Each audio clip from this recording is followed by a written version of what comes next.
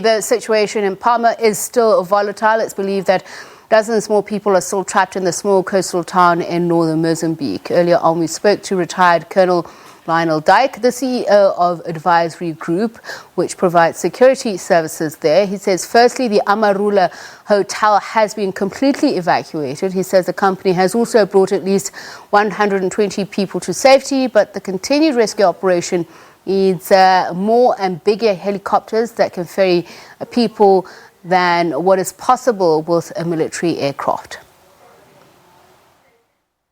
Our government has got quite a large military force on Afungi, which they're staying there to guard the oil company. But they aren't outside the town where these atrocities took place, and they stayed in the camp. I think that as I'm talking to you, they're planning to come out and try and sweep through the town house to house. It's going to be a massive house-clearing exercise, and there are going to be a lot of dead bodies, because the most difficult form of warfare there is house-clearing. And these people are in the houses, and there are a lot of them.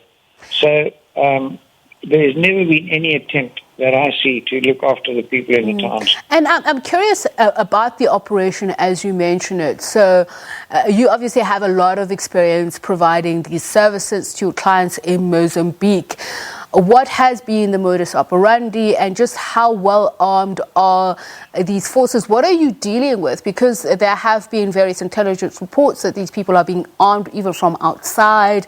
There have been links to Islamist groups who are said to be involved in gun trading, arms trading. So tell us a little bit more about what you are dealing with from a security threat perspective.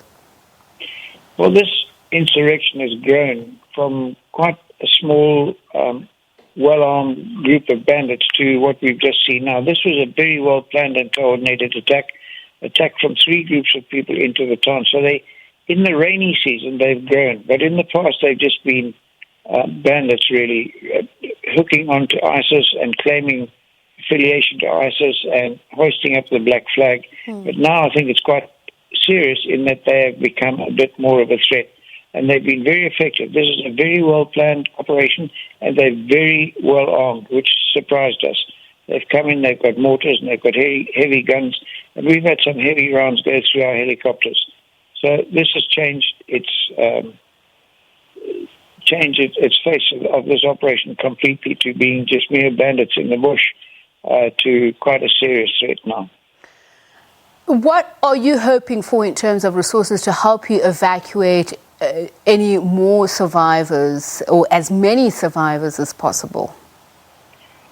Well, what we hope and what we really need is a helicopter that can lift up a lot of people. My helicopters are fighting helicopters. They're gunships. They can take, the actual gunships can take 2 or 3 people. We've got some search and rescue helicopters where we can squeeze 4 in. We actually need some Mi-8 type helicopters, or even one where we can go in and land and pick up a lot of people. When that helicopter lands on the ground, it's quite safe because my gunships circle overhead. Anything on the ground that happens in daylight, we can secure. The dissidents will not affect any operation on the ground because we can deal with them from the air, and we do very effectively. But what I need now, or what I'd like to see, is some big helicopters coming so that we can go out, find these people who are hiding, and take them out in their numbers, not just in 2s and 3s. So that's from the perspective of the security company deployed there to help quell the insurgency on behalf of the companies that have deployed them. SABC News Foreign Editor Sophie Mokoena joins me now on the latest with regards to government and when South Africans are likely to come home from Mozambique. Sophie, a very good evening to you. So let's first with the South African government, what it's doing now following the security cluster meeting that it had yesterday. You know that the president is in constant communication with the security cluster, particularly the officials, to check what's the latest. In the same, also remember he is attending this ANC and EC meeting. Therefore, coordination and discussions are currently underway. It is not clear yet what is South Africa's strategy, but what South Africa must be aware of is that the country will have to be very careful in terms of what will be South Africa's role in this incident, whether it will be just to evacuate the citizens, or are they going to give a backup to the Mozambique government, which will be very, very dangerous if there was no proper plan long time ago, and we are just going there after this incident. It will be very, very dangerous. Therefore, I think and suspect that the main concern right now is how do you get South Africans out of that danger, and therefore the rest will follow, because it has to be a collective approach in terms of the SADC region and proper discussions.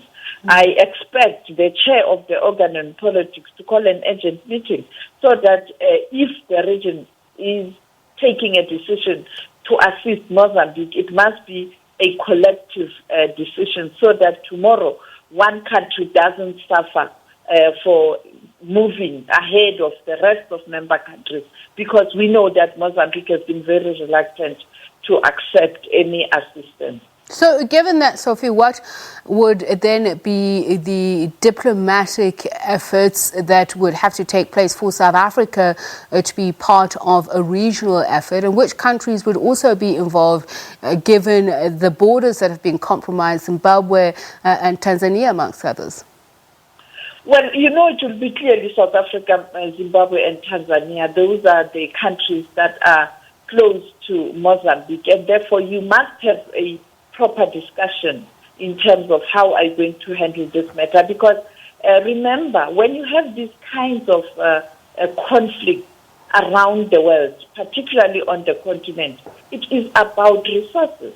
Therefore, you cannot address that problem military only.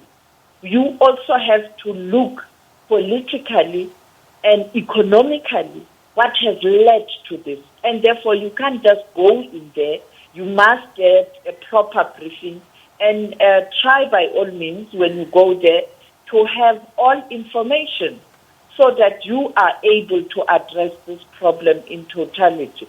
Because we know that the ordinary people there are not happy, and therefore the groups are taking advantage of the anger and the frustration of the communities there. And therefore you must have a holistic approach when you want to resolve this problem. Let's talk now about the availability of information. We spoke to a journalist in Cabo Delgado earlier on. Obviously, there is an insurgency going on there. That should make it difficult to speak to news sources directly. What has been the challenge from our side? It is very difficult to get information. We've been trying. We are doing all what we can to get proper information, because you don't want to mislead the nation and the continent with information.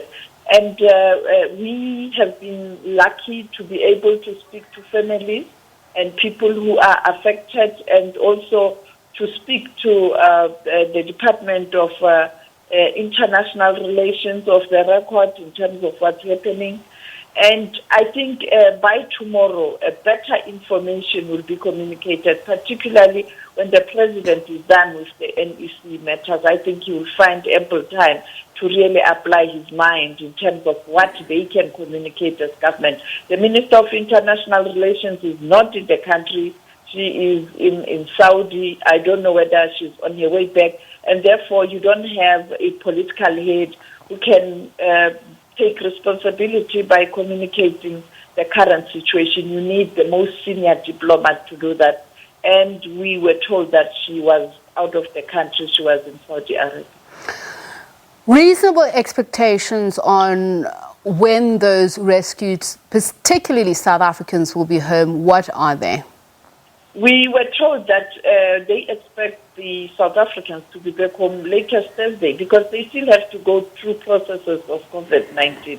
They can't just come back home. There are regulations in terms of COVID-19. Therefore, I don't expect them tomorrow, unless there's a way to speed up that process of allowing people, when they cross the border, to get the COVID-19 certificate.